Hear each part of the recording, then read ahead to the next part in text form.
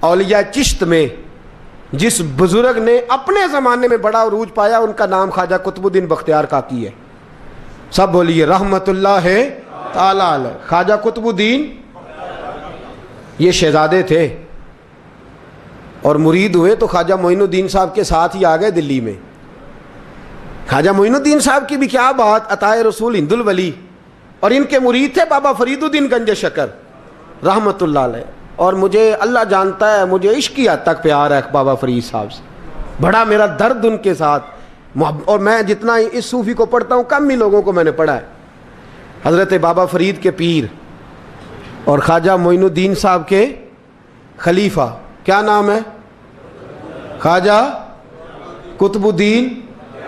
مکتب میں پڑھنے گئے نا پہلے دن، 4 سال کی عمر تھی تو قاری صاحب نے الف با تا سا پڑھایا تو انہوں نے 15 سپارے قرآن پاک کے سنا دیے. تو کہنے لگے بیٹا تجھے کیسے آئے؟ کہنے لگے میری اماں 15 سپاروں کی حافظ ہے، وہ سارا دن قرآن پڑھتی رہتی تھی، مجھے سن سن کے یاد ہو گیا ہے. جے بالا نو گالاں یاد ہو سکدیاں نے تے قرآن پاک بھی یاد. اللہ خیر کرے، شرط یہ ہے کہ ہم گھر میں قرآن پڑھیں، بچوں کو سن سن کے بھی یاد ہو ہی جاتا ہے. خواجہ قطب الدین اتنا عروج پایا اس شیخ کامل نے کہ وقت کا بادشاہ بھی مرید ہو گیا. سلطان شمس الدین التمش مرید تھا، دلی کا بادشاہ بھی مرید تھا. اجمیر کا بادشاہ خواجہ معین الدین صاحب کا مرید نہیں ہوا، نہ پاک پتن کا بادشاہ بابا فرید کا مرید ہوا. لیکن خواجہ قطب صاحب کو اللہ نے یہ عظمت بھی دی، یہ شان ہے نا. اگرچہ صدقہ سارا خواجہ معین الدین کے قدموں کا ہی تھا، لیکن دلی کا بادشاہ مرید ہوا. اور اتنا اعلیٰ مرید ہوا کہ جب خواجہ قطب الدین صاحب کا وصال ہوا تو 3 شرطیں لگائی تھی. فرمایا میرا جنازہ وہ پڑھائے، جب سے توبہ کیا پھر اس کا سینے بد حرام کے لیے نہ کھلا ہو، اور جب سے توبہ کیا پھر لقمہ حرام اس کے گلے سے نہ گزرا ہو، اور جب سے توبہ کیا پھر کبھی نماز تہجد بھی قضا. بڑے بڑے صوفی میری طرح کے گردن جھکا کے کھڑے ہو گئے.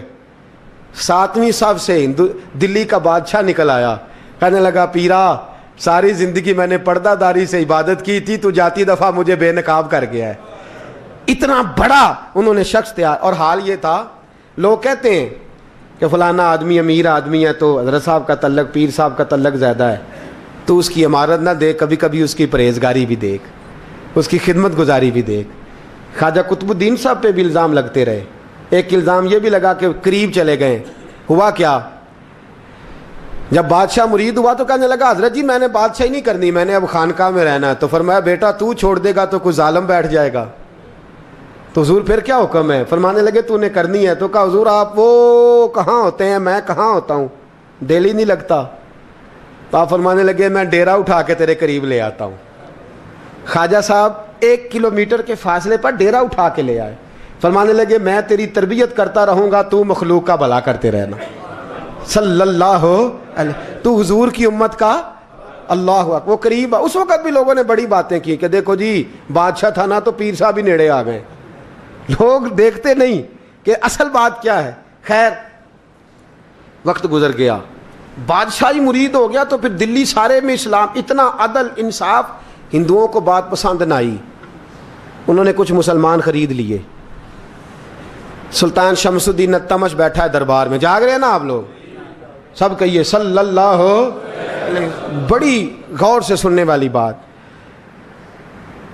ایک دن سلطان شمس الدین تمش دربار میں بیٹھا ہے، قاضی عدالت بھی بیٹھے ہیں، مقدمات سنے جا رہے ہیں. باہر سے رونے کی آواز آنے لگی، چیخنے چلانے کی. بی بی بیان کر رہی کیا ہو گیا کیا ہو گیا. وہ ٹال لگے ہوتے تھے بادشاہوں کے، وہ بجنے لگے، زور ہونے لگا. بادشاہ نے کہا اس فریادی کو جلدی بلاؤ. وہ اندر عورت آئی تو چیخ چیخ کے رو رو کے اس نے اپنے کپڑے پھاڑ پھاڑ کے، برا حال، 2 مہینے کا بچہ. لوگ اس کی آہو زاری پر اس کی طرف متوجہ. بھی کیا ہوا؟ پانی پلاؤ بٹھاؤ، یہ کیا ہو گیا؟ کہنے لگی لٹ گئی، عزت برباد ہو گئی، تباہ کر دی گئی. میں کیا ہوا؟ کہنے لگی بادشاہ ایک شخص میرا غیر شرعی خامند بنا، پھر مجھے حمل ہوا، پھر میری گود میں یہ بچہ ہے 2 مہینے کا. اب گئی ہوں تو وہ کہتا ہے کہ میرا تو تیرے سے تعلق ہی کوئی نہیں. بادشاہ کہنے لگے یہ سلطان شمس الدین تمش کی جگہ ہے اور میں نے رسول اللہ صلی اللہ علیہ وسلم کے دین کے مطابق حکومت استوار کی ہے. کون ہے جو تیرے ساتھ؟ ابھی گردن نہ کاٹ دوں گا, بات کر کون ہے.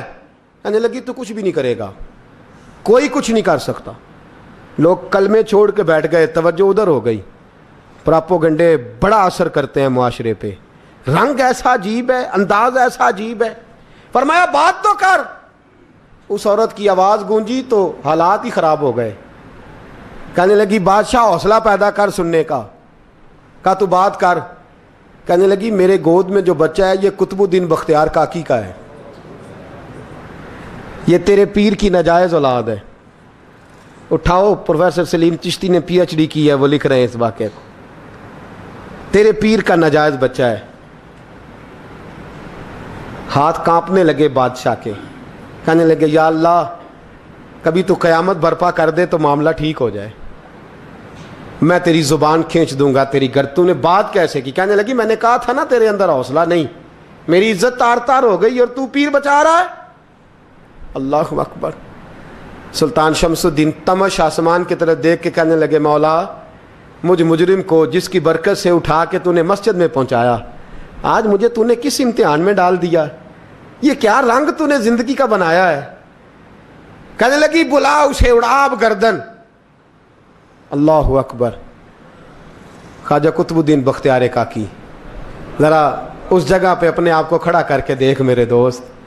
جو شخص دلی کے بازار میں نکلے تو دکانیں بند ہو جائیں, عورتیں گھروں میں گھس جائیں, جس کے نام پر چرچے ہوں دین کے, وہ شخص لاٹھی ٹکاتا ٹکاتا. عرس منانے آسان ہے, ڈھول ڈمکے کر کے گھروں کو جانا آسان ہے, پر ذرا ان کی راہوں کا مسافر تو بن انہوں نے انداز کیا اختیار کیا.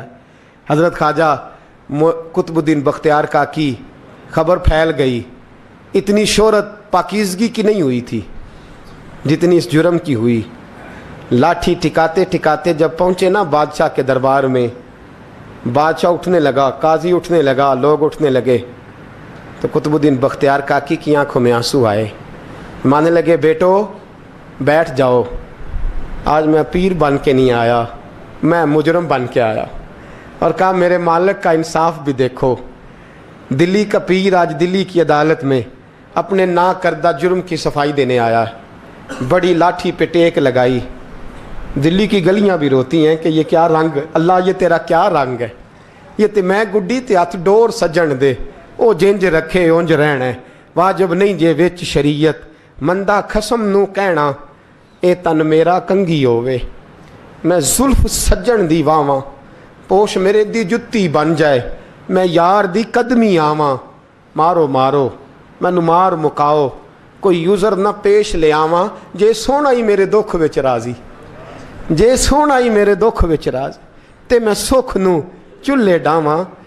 پر یار فریدا کدی مل پے سونا,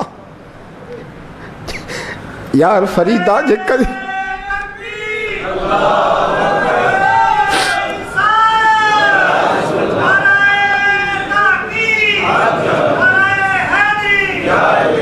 یہ کدی مل پہ سونا, بس انہوں رو رو حال سناواں. ٹیک لگائی ہے. کہنے لگی بی بی بول دے گواہی. کہنے لگی بی بی رب جانتا ہے, رب کا رسول جانتا ہے, پر میں تجھے نہیں جانتا, تو کون ہے. کہنے لگی اچھا وہ لوگوں کو بھیج کے تہجد کے بہانے پچھلے دروازے مجھے اندر بلانا, رب تیرا بھول جانا. پھر رونے لگی, پھر مکر کرنے لگی. مجھے بتائیے ایسا کوئی مقدمہ ہو تو لوگ کیا کہتے ہیں؟ یکدم حالات بدلتے ہیں کہ نہیں بدلتے؟ دلی کا ماحول ہی بدل گیا, سارا رنگ ہی بدل گیا. وہ عورت تو ہندو تھی, اس نے تو جھوٹ موٹ کے کلمے بھی پڑھ رکھے ہیں. اللہ اکبر. خواجہ صاحب پوچھتے ہیں گواہ ہے کوئی تیرے پاس؟ تو 4 کلمہ پڑھنے والے کھڑے ہو گئے. اللہ کرے کلمہ پڑھنے والے بکا نہ کریں, آمین تو کہیں. وہ کھڑے ہو کے کہنے لگے ہاں ہم نے آتے بھی دیکھا ہے, جاتے بھی دیکھا ہے. خواجہ قطب الدین صاحب نے نظر عثمان کی طرف اٹھائی, کہنے لگے اچھا جو تیری مرضی, میں گڈی تے ہاتھ ڈور سجن دے, وہ جنج رکھے اونج رہنا ہے, واجب نہیں وچ شریعت, مندہ خسم نو کہنا. کہنے لگے سلطان یار ایک رات کی مہلت نہیں دے دیتا؟ میں سویرے سلطان بھی رو پڑا کہ پیر صاحب میں نوکر اور میں بولتے ہیں اچھا حضور جیسے مرضی. باہر نکلے, خادم کہنے لگا حضور سواری پہ بیٹھ جائیں. مانے لگے نہیں یار آج پیدل جانا ہے. اس دلی کے چونکوں نے مجھے بڑی سلامیاں دی ہے, ذرا میں دیکھوں تو صحیح دلی کے بازار میری رسوائی پہ کیا کہتے ہیں. مجھے ذرا یہ پتھر بھی کھانے دے, ان کا ذائقہ بھی. پیدل گئے, دنیا سو گئی تو دلی کے بادشاہ نے اجمیر کی طرف منہ کیا. خواجہ معین الدین حیات تھے. بے خبر ہو جو غلاموں سے وہ آقا کیا ہے, بے خبر ہو جو غلاموں سے وہ منہ کیا. کہنے لگے معین الدین میں کوئی لوارس تو نہیں نا, میں کوئی لوارس ہوں کہ یہاں جو میرے ساتھ مرضی ہو جائے. تیری مجبوریاں درست مگر تیرا وعدہ تھا ساتھ دینے کا وقت آیا ہے. میں کوئی لوارس نہیں کہ اب تو اجمیر میں بیٹھا رہے اور میں دکھ سارا اکیلے برداشت کروں. بڑھاپے کا مجھے بھی پتہ ہے, کمزوری کا مجھے بھی پتہ ہے, ذوف کا مجھے بھی پتہ ہے, پر تتی تھوڑے تھکڑے خاندڑیاں, میں بھی تو تیرے نام تو مفت بھی خاندڑیاں. مجھے بھی تو پتہ ہے نا منم غلام نے علی حیدریم قادریم تمز احمد رضا خامی زنم. میں نے بھی تو اپنا نام نہیں نا جپا, تیرا ہی جپا ہے ساری زندگی. یہ لفظ کہے, کہتے میں رویا. آنکھ لگی تو حضرت خواجہ معین الدین صاحب خواب میں ملے. کہنے لگے قطب الدین میرا انتظار کرنا, میں پہنچ رہا ہوں.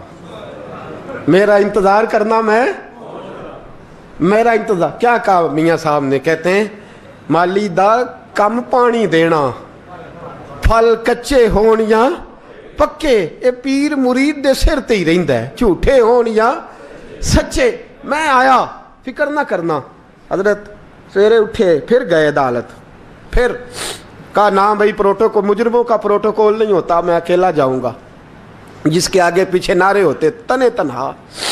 2-4 منٹ زیادہ لے لوں آج آپ حضرات. کہتے میں پہنچا عدالت اور جا کے جب کہا نا کہ ہاں جی حضور بتائیے, گواہ بھی خلاف ہے, مقدم بولیں, تو کہنے لگے مجھے میرے شیخ نے حکم دیا ہے کہ میرا انتظار کرنا. پھر وہ جو باتیں کرنے والے تھے کہنے لگے جی کون گیا تھا اجمیر, کون آیا ہے وہاں سے, ہمیں روحانی باتیں نہ بتائی جائیں. یہاں سے تو ایک دن میں پہنچا نہیں جا سکتا, ٹرین بھی 36 گھنٹے لیتی ہے دلی سے جانے میں. تو کہا یہ کیسے ہو سکتا ہے, کوئی رات کو رات آپ کو خبر ہو گئی, آپ کیس کو لمبا نہ کریں. بادشاہ مرید ہے, لگتا ہے کہ یہ راتوں رات بھگا دے گا پیر کو. اتنی باتیں خواجہ صاحب نے سنی. جب بے گناہ آدمی کو یہ باتیں سننی پڑتی ہیں پھر دل بڑا ٹوٹتا ہے, پھر بڑی تکلیف ہوتی ہے. حضرت کہنے لگے یارو تمہاری مرضی. شمس الدین تمش کی آواز گونجی. فرمایا جیسے انہوں نے کہا ویسے کیا جائے گا. 3 دن کے لیے عدالت برخاست کر دی جاتی ہے. چیم گوئیاں ہونے لگی, پھبتیاں کسی جانے لگی. تیسرے دن شام کا وعدہ تھا, چوتھے دن عدالت جانا تھا. قطب الدین بختیار کاکی کے پاس لوگ آ کے افسوس کرتے تو آپ بولتے نہیں. یہاں تو لوگ صفائیاں دیتے ہیں, بولتے نہیں. فرماتے یار میں گڈی تے ہاتھ ڈور سجن دے, وہ جینج رکھے, میں اونج ہی رہنا ہے, جیسے اس کی مرضی ویسے. جیڑیاں گڈیاں آپ پہ اڈیاں ہو نہ چڑھن اونچائیاں, وہی گڈیاں اونچیاں اڈیاں جیڑیاں سائیاں آپ چڑھائیاں. فرمایا ٹھیک ہے جیسے وہ رکھے, میں راضی ہوں. اللہ اکبر. تیسرے دن کی مغرب کا وعدہ تھا. جب مغرب کا سورج ڈوب گیا نا, بڑے قافلے اجمیر سے آئے پر معین الدین نہ آیا. وعدہ کیا تھا یار نے, آؤں گا دن ڈھلے. وہ خواجہ غلام فرید صاحب رحمۃ اللہ تعالیٰ علیہ فرمایا کرتے تھے نا, کوا کھانے لگا آنکھیں تو کہنے لگے کاغا اے تن سارا ہی کھائیو, میرا چن چن کھائیو ماس, میرے 2 نین نہ کھائیو, مینو پیا ملن دی آس. نے کہا سارا کھا جا, آنکھیں چھوڑ دے. اس نے کہا تھا میں آؤں گا, انتظار لمبا ہو گیا ہے پر میری امید تو نہیں نہ ٹوٹی. مغرب کی اذان ہوئی تو لوگ کہنے لگے لو جی اب بس ہو گئی. خواجہ قطب الدین صاحب نے اللہ اکبر کہہ کے مغرب کی جماعت جب میدان میں کھڑی کی تو اپنی بھی چیخ نکل گئی, آئے نہیں. لیکن جب نماز کا سلام پھیرا تو خواجہ معین الدین صاحب کی 2 رکعتیں ابھی باقی تھیں. خواجہ صاحب پیچھے نماز پڑھ رہے ہیں, سلام پھیرا اور نماز کے بعد جب اٹھے نا تو خواجہ صاحب کے سینے کے سینہ لگا. تو کہا حضرت جی میں شہزادہ تھا, آپ نے کہا تھا خشک روٹی کھانا تو میں نے خشک کی کھائی ہے, آپ نے کہا تھا فاقے کرنا تو میں نے کیے ہیں, آپ نے کہا وطن واپس نہیں جانا تو میں نہیں گیا. حضور اس امتحان کا آپ نے بتایا ہی نہیں تھا. کہ مجھے بتا جاتے اب اس سفید داڑھی سے میں جواب دیتا پھروں. خواجہ معین الدین صاحب نے جھٹکا, پیچھے ہٹ, تو زیادہ عزت والا ہے کہ یوسف زیادہ عزت والا تھا؟